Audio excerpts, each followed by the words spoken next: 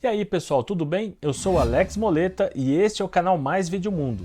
Esta daqui é uma série sobre escrita criativa para a criação de histórias em vários formatos. Essa série não vai interromper os nossos vídeos tutoriais do canal, pessoal. Essa série vai ser sempre postada às quintas-feiras e nós vamos manter a postagem dos conteúdos que vocês já estão acostumados a assistir aí. Trabalho com audiovisual, mas eu também escrevo peças de teatro e roteiros para TV, cinema e internet.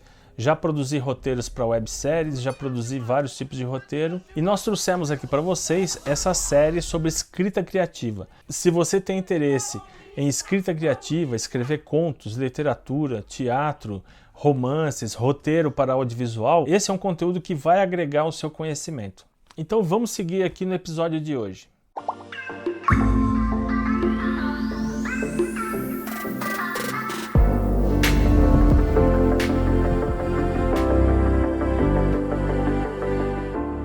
Construir uma história é como construir um prédio. Se o prédio não tiver uma estrutura que sustente as paredes, pisos, portas, janelas, com o tempo o prédio inteiro vem todo abaixo. Com a narrativa escrita, para mim é a mesma coisa. Se a história não possuir uma estrutura, em um dado momento a história vai desmoronar. A estrutura mantém a história em pé, pessoal. Existem vários modelos de estrutura narrativas. A última estrutura que vamos falar aqui é a estrutura do Kishotenketsu, uma visão de mundo oriental japonesa na forma de narrar histórias.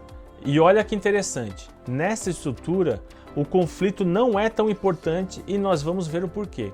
Originada na poesia chinesa, essa técnica criativa logo se espalhou e sofreu variações, e ajudou a dar forma a várias narrativas japonesas, coreanas e também de outras regiões do Oriente. No Japão, ajudou a criar as narrativas dos mangás, anime, literatura, jogos de RPG e cinema japoneses.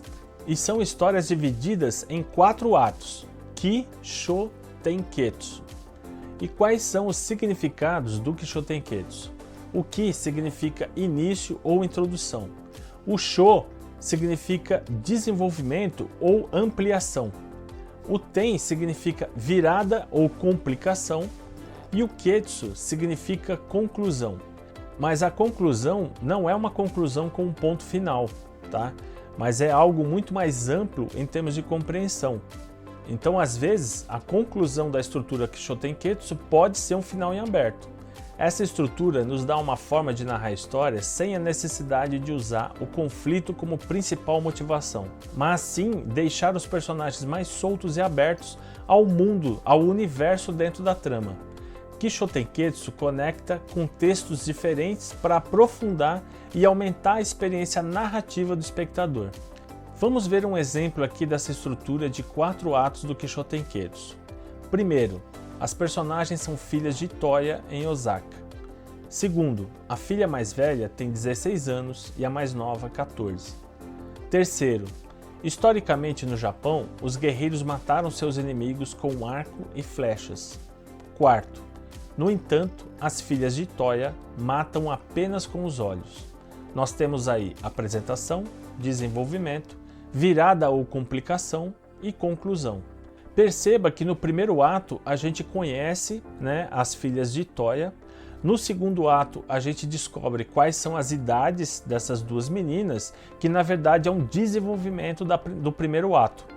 O primeiro ato o personagem é apresentado, no segundo ato a gente tem algumas características dessas personagens. E no terceiro ato nós temos uma informação totalmente nova, que é a informação de que historicamente no Japão os guerreiros batalhavam com arcos e flechas. E aí a gente entende no quarto ato, na conclusão, onde as duas histórias se encaixam.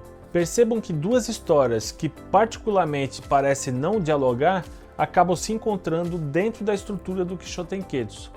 Então não é o conflito o motivador, mas sim a forma como as histórias se cruzam e os personagens acabam nos apresentando. A gente vai conduzindo muito mais os personagens do que a gente vai criando a relação através do conflito com ação e reação.